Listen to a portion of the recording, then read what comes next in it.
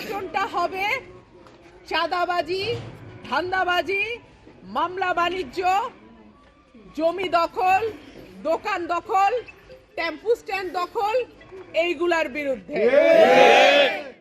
আর আমার যেহেতু কোনো মার্কা নাই, দলীয় মার্কা নাই, আমি ঠিক করেছি আমি হাঁস মার্কায় দাঁড়াবো। আপনারা সকলে প্রতীক বরাদ্দের দিন এটা অবশ্য আরো বেশি পরিষ্কার হয়ে যাবে যে মার্কা কি দাঁড়ায়। তবে আপনারা এখন পর্যন্ত মোটামুটি যেটা ঠিক করছি হাঁস মার্কাতে দাঁড়াবো। মাশাআল্লাহ।